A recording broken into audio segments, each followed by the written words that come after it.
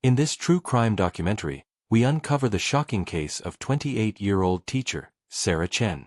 My name is Margaret. I'm here to talk about my daughter, Sarah Chen. She was taken from Riverside, California, on September 14, 2019. Sarah was incredibly dedicated. She would stay late every night to help her students who were struggling. She was passionate about teaching and made a difference in so many young lives. I would like to leave a message for my daughter. If by any chance, Sarah, you can see this, I want you to know how proud I am of you. And I want you to know that we haven't given up. We will never stop searching for answers.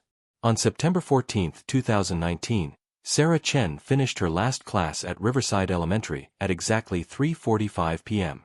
It was supposed to be just another ordinary Friday afternoon. She had graded papers, organized her classroom for Monday, and said goodbye to the janitor who was locking up. But that evening, something felt wrong to the people who cared about her most. Her roommate, Lisa, expected her home by 5:30 for their usual Friday night movie. When 6 o'clock came and went with no text, no call, Lisa started to worry. Sarah was never late without letting someone know. She was responsible, punctual, the kind of person who set 3 alarms just to be sure. But there was something even more troubling about Sarah's routine. Every Friday, she stopped at the same 24-hour laundromat on Pine Street to wash her work clothes for the week. It was a quiet place, tucked between an abandoned storefront and a convenience store that closed at 9 p.m. The laundromat had only one security camera, and it had been broken for months. It was just Sarah, a young woman doing laundry in a place with flickering fluorescent lights and no one watching. At around 7:30 p.m., an elderly man arrived at the laundromat to retrieve clothes he'd left in a dryer earlier. But when he pushed through the glass door, the silence hit him immediately. Washing machines were still running, but no one was there to claim them. He walked deeper into the narrow space, checking between the rows of machines. That's when he saw it. A red sedan parked outside with the driver's side door hanging wide open. The engine was still running. I walked in there and nobody was around. There's this car outside, just sitting there with the door open and the motor going. It just seemed wrong. Real wrong. Okay, so did you check to see if anyone was around? Yeah, I looked everywhere. Even checked the bathroom. Nobody. But there was stuff everywhere. Like someone just left in a hurry. Officers arrived at the Pine Street laundromat shortly after the call and immediately sensed something was off. Sarah's purse was still sitting on top of a washing machine, her wallet intact with over $200 in cash. Her car keys were on the floor near the entrance. A basket of wet clothes sat abandoned by an open dryer. Nothing about the scene suggested someone had left voluntarily. These were signs of interruption. Someone who never had the chance to finish what they came to do. Investigators pulled the timestamps from the washing machines still running. The cycles had been started at exactly 7:15 p.m. Sarah's car was still running outside, which meant whatever happened had occurred quickly, within minutes of her arrival. Then the officer stepped outside to examine the red sedan more carefully. That's when they noticed what would haunt them for months. On the asphalt, barely visible in the dim parking lot light, were small drops of blood leading away from the driver's side door toward the back of the building. A button was found near the blood drops. Small, white, the kind used on women's blouses. Near it, investigators discovered what appeared to be part of a zip tie, cut and discarded. Its presence suggested something calculated. Someone had come prepared. At first glance, it could have been a carjacking. But if someone wanted her car, why leave it running in the parking lot? Sarah's purse was untouched. Her phone, her credit cards, even loose change scattered in her cup holder. Nothing was missing. Whatever happened here wasn't about money or the vehicle. It was about her. After identifying the missing woman, officers began their canvass of the area. Sarah Chen, 28 years old, a third-grade teacher beloved by her students and colleagues. She had vanished without explanation, leaving behind only questions and a laundromat that held its secrets like a tomb. In their search for answers, police started knocking on doors throughout the neighborhood, hoping someone had seen or heard something unusual that Friday evening. 4 hours, they got nothing. No witnesses, no suspicious activity, just the same story repeated. It had been a quiet night. But then something shifted. A woman who lived in the apartment complex across from the laundromat came forward with information that would change the direction of the entire investigation. She explained that while cooking dinner around 7:20 p.m., she had glanced out her kitchen window and saw something that stuck with her. A dark-colored pickup truck was parked behind the laundromat, in an area where customers never parked. She watched as someone moved between the truck and the building's rear entrance, but the distance and poor lighting made it impossible to see clearly. The woman said she almost dismissed it. People sometimes used that back area to make phone calls or take smoke breaks. But something about the movements seemed hurried, almost frantic. She described seeing the tailgate of the truck open, then close, then open again, as if someone was loading something heavy and awkward. Within minutes, the truck was gone, disappearing into the night without its headlights on. She never saw Sarah. Never heard any commotion. But the timing of what she witnessed lined up perfectly with when Sarah would have arrived at the laundromat. The witness said she didn't call police immediately because nothing seemed obviously criminal at the time. But now, with Sarah missing, her silence felt wrong. For the first time since the investigation began, detectives had a concrete lead. Someone driving a dark pickup truck had been at the laundromat during the exact window when Sarah disappeared. It wasn't much, but it was the first thread they could follow. They immediately canvassed nearby businesses for surveillance footage, hoping someone's security cameras had captured the mysterious truck. After hours of reviewing grainy video from multiple sources, they found it. A black Ford F-150 moving through the area between 7:15 and 7:25 p.m. The license plate was too blurred to read, but the truck's distinctive bed liner and aftermarket wheels gave them something to work with. But just as investigators felt they were making progress, the reality of their situation became clear. In Riverside County, thousands of black F-150s matched the general description. How could they narrow down one specific truck when half the contractors and laborers in the area drove similar vehicles? Still, they pressed forward with their canvass, hoping for another breakthrough. And it came from an unexpected source.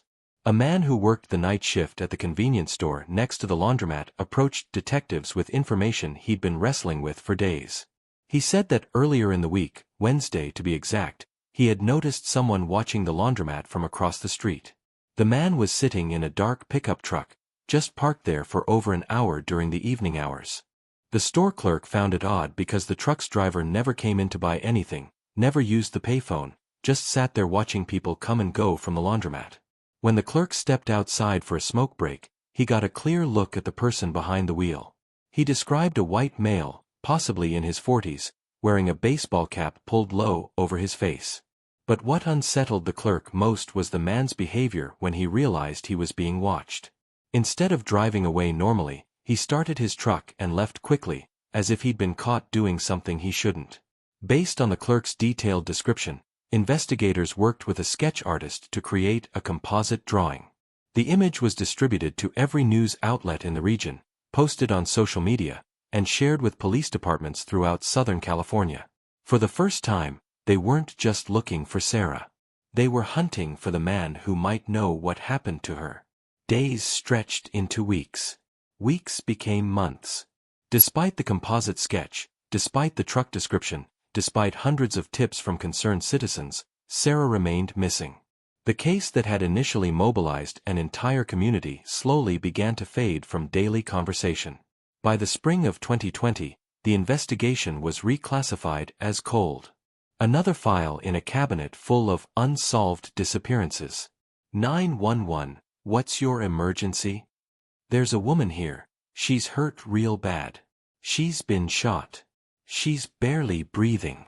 Where are you located? Desert View Road, about 2 miles past the truck stop. Please hurry. In March of 2020, roughly 30 miles from where Sarah Chen was last seen, a jogger named Amanda Torres was discovered clinging to life on a remote stretch of desert road. The person who found her initially thought she had collapsed from dehydration or heat exhaustion. But as they got closer, the true horror became apparent. Amanda had been shot twice in the chest and once in the abdomen. Her wrists showed clear signs of restraint marks. Tire tracks near her body suggested she had been dumped from a vehicle and left to die. When paramedics arrived, she was barely conscious, but she was alive. Amanda Torres was rushed to Riverside General Hospital where she underwent emergency surgery. Against all odds, she survived. But when investigators arrived to take her statement, she could only provide fragments of memory. She remembered being approached by someone in a parking lot. She remembered being forced into a vehicle. Everything else was darkness until she woke up on that desert road. What investigators found near Amanda's body told a more complete story. Shell casings from a .38 caliber handgun were scattered in the dirt. Tire impressions suggested a pickup truck had been used to transport her. Most disturbing of all, pieces of zip tie were found nearby, the same type discovered at the laundromat where Sarah had vanished. 2 women. Both attacked in Riverside County. One missing, one barely alive. The similarities were too significant to ignore. Could it really be coincidence? Or was someone methodically targeting women, refining his approach with each attack? But just like in Sarah's case, there were no witnesses to Amanda's abduction. No surveillance footage. Just questions and a growing fear that someone was out there, watching, selecting, planning his next move. 2 years passed since Sarah Chen disappeared from that laundromat, and 18 months had gone by since Amanda Torres was left for dead on Desert View Road. The cases had gone cold, filed away with dozens of other unsolved crimes. But in October of 2021, everything changed with a single phone call to 911. 911, what's your emergency? Someone just tried to kidnap me. I got away but he's still out there. Where are you now? Are you safe? I'm at the Gas and Go on Highway 60. Please send someone. He had a gun. A 19-year-old college student named Emma Rodriguez was walking to her car after her evening shift at a local restaurant. She had parked in the back lot, away from the busy front entrance, to avoid the dinner rush traffic. As she approached her vehicle, a dark pickup truck pulled up alongside her. The driver rolled down his window and asked if she needed a jump start. Her car looked like the battery might be dead. Emma said no, thank you, and kept walking. But something about the man's tone made her uneasy.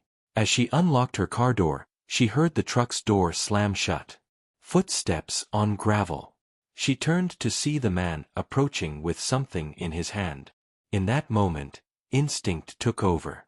Emma threw herself into her car, slammed the door, and hit the gas pedal before the man could reach her window. As she sped away, she could see him in her rearview mirror, standing in the parking lot holding what looked like a handgun. She drove straight to the nearest gas station and called police. When officers arrived, Emma was shaken but unharmed. Her description of the incident was detailed and precise. Most importantly, she had gotten a clear look at both the truck and the man who tried to approach her. The vehicle was a black Ford F-150 with aftermarket wheels and a distinctive scratch along the passenger side. The man was white, approximately 45 years old, wearing a baseball cap and work clothes. Emma had even managed to catch part of the license plate as she fled. It started with 8G and ended with a 7. For investigators, Emma's description was like a lightning bolt. The truck matched perfectly with what witnesses had seen at Sarah's laundromat. The suspect's appearance aligned with the composite sketch from the convenience store clerk. For the first time in 2 years, they had a real chance to identify their suspect. Police ran every possible combination of license plates starting with 8G and ending in 7 for black Ford F-150s registered in Southern California. Within hours, they had narrowed it down to 12 possible vehicles. One by one, they began investigating the owners. The 8th name on the list made their hearts stop. Michael Raymond Castell, 46 years old, registered owner of a black 2018 Ford F-150 with license plate 8GK1547. When they pulled his background, red flags appeared immediately. Castell had a history of assault charges, restraining orders from 2 ex-girlfriends, and had been fired from multiple jobs for inappropriate behavior toward female co-workers. With probable cause established, police moved swiftly. Search warrants were executed on both Castell's home and his truck. What they discovered painted a picture of obsession and violence that had been building for years. Inside the truck, investigators found zip ties identical to those discovered at both crime scenes. A .38 caliber handgun was hidden under the driver's seat. Ballistics testing would later confirm it was the weapon used to shoot Amanda Torres. But the most chilling discovery was in the truck's glove compartment: printed photographs of Sarah Chen, apparently taken without her knowledge outside the elementary school where she worked. The search of Castell's home revealed an even darker truth. His basement had been converted into what could only be described as a prison. Chains bolted to the walls. A mattress stained with blood. Soundproofing material covering the windows. This wasn't a random predator. This was someone who had been planning and preparing for months, possibly years. Hidden in his computer were hundreds of photos of local women, all taken secretly in public places. Parking lots, grocery stores, restaurants. But one folder stood out among the rest, labeled simply, Projects. Inside were detailed profiles of 12 different women, including Sarah Chen and Amanda Torres. Each profile contained work schedules, home addresses, daily routines, and photos taken over extended periods of surveillance. But the most disturbing discovery was Castell's journal, found locked in a desk drawer. Page after page of handwritten entries describing his fantasies, his methods, his successes, and failures. One entry, dated September 15, 2019, the day after Sarah disappeared, simply read, SC, finally completed. Disposal location secured. Ready for next phase. Michael Raymond Castell was arrested at his workplace and charged with the kidnapping and murder of Sarah Chen, the attempted murder of Amanda Torres, and the attempted kidnapping of Emma Rodriguez. Additional charges were filed related to the evidence found in his home and the stalking patterns revealed in his computer files. During questioning, Castell remained silent, invoking his right to an attorney. But investigators weren't finished. The disposal location, mentioned in his journal, led them to a remote area in the San Bernardino Mountains, roughly 2 hours from Riverside. After days of searching with cadaver dogs, they found her. Sarah Chen's remains were discovered buried beneath a pile of rocks in a shallow grave, exactly where Castell's journal had indicated. Even in death, she was wearing the same clothes she had put on for work that Friday morning, the white blouse missing one button, the button found in the laundromat parking lot. The discovery brought a mixture of relief and devastation to Sarah's family. Finally, they could bring her home. But the confirmation of what they had feared for 2 years was almost unbearable. Castell's trial began in March of 2022, nearly 3 years after Sarah's disappearance. The evidence against him was overwhelming. Witnesses placed his truck at the scene. His journal detailed the crime. The ballistics matched his weapon. Most damning of all, DNA evidence from Sarah's clothing connected him directly to her murder. The prosecution argued that Castell had been stalking Sarah for weeks before attacking her. On the night of September 14, he waited for her to arrive at the laundromat alone, then forced her into his truck at gunpoint. He brought her to his home, held her captive in his basement, and killed her when he was finished. He then transported her body to the mountains where he thought she would never be found. The defense team attempted to argue that the evidence was circumstantial, that journal entries could be fiction, that DNA could have been transferred innocently. But their arguments fell flat in the face of the overwhelming physical evidence and witness testimony. Amanda Torres, who had recovered from her injuries, testified about her own encounter with Castell. Emma Rodriguez described her narrow escape. Both women identified him without hesitation as the man who had attacked them. After deliberating for less than 2 hours, the jury returned their verdict, guilty on all counts. Michael Raymond Castell was sentenced to life in prison without the possibility of parole for Sarah's murder, plus additional sentences for his other crimes. But even with justice served, questions remained. Investigators believe Sarah was likely not Castell's first victim. The sophisticated planning, the prepared basement prison, the detailed stalking methods, these suggested someone who had been perfecting his approach over time. A task force was formed to review unsolved disappearances throughout Southern California dating back 15 years. In the end, Sarah Chen was not just a victim in a case file or a name in newspaper headlines. She was a dedicated teacher who inspired her students, a daughter who called her parents every Sunday night, a friend who always remembered birthdays and never missed an opportunity to help someone in need. Those who knew her spoke of someone brilliant, someone compassionate, someone who believed education could change the world one student at a time. Her third-grade classroom was filled with thank-you cards from former students, pictures of school plays she had directed, and evidence of the countless hours she spent making learning fun and meaningful. Sarah had dreams beyond the elementary school where she taught. Hidden in her apartment were graduate school applications. She wanted to earn her master's degree in educational psychology and eventually become a school counselor.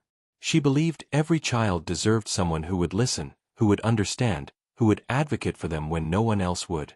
She worked extra hours tutoring struggling students, not because she had to, but because she couldn't bear the thought of any child being left behind. She spent her own money on classroom supplies, stayed late to help with homework, and came in early to provide breakfast for students whose families couldn't afford it. But most of all, Sarah Chen was a woman who made the world brighter simply by being in it. And while her life was cut short by someone who saw her only as a target, her legacy continues in the hundreds of students whose lives she touched, the family who loved her unconditionally, and the community that refuses to forget her name. Thank you for watching. If you enjoyed this documentary, don't forget to like and subscribe for more true crime content. See you in the next video.